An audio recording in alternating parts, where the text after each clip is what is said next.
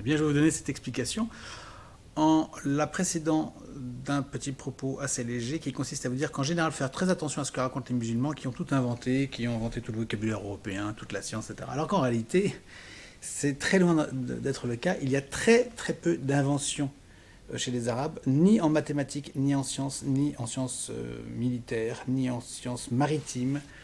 Et donc, grande méfiance de ces inventions rétrospectives. Donc, le 1, tout simplement c'est le iota grec qui venait de l'Égypte. Le i, le doigt levé. Hein, quand on dit pas un iota, c'est pas un doigt. Le 1 était était manifesté par le doigt chez les Égyptiens déjà. Ce n'est pas une question d'angle. Il n'y a pas d'angle d'ailleurs chez la plupart des gens qui utilisent le chiffre 1 écrit. C'est les Français qui mettent ici un angle, alors qu'il n'y en a pas, par exemple, chez les Anglais.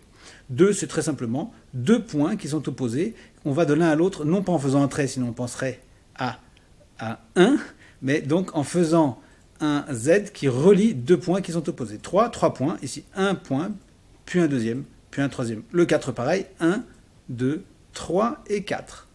Le 4 originel, il dépasse ici, vous avez une barre à l'origine qui dépasse, qui vient ici. Le 5, pareil, 5 points, 1, 2, 3, 4 et 5 ici. Celui-ci étant ajouté pour l'utilité du rond, car il n'y a pas d'angle ici, hein, contrairement à ce que affirme cet arabe, il n'y a pas d'angle dans la partie basse du 5. C'est un arrondi ici. Donc 1, 2, 3, 4, et ici vous faites une ellipse pour rejoindre le dernier point qui est l'extrémité. 6, pareil, 6 points. 7, on change de système, il n'y a plus 7 angles. On a choisi cette... c'est pratiquement, en fait, le 7, c'est pratiquement un 1, avec un décrochement au début, mais surtout barré. 8, c'est 2 fois 4. 1, 2, 3, 4. On a deux fois le système du 4, l'un au-dessus de l'autre.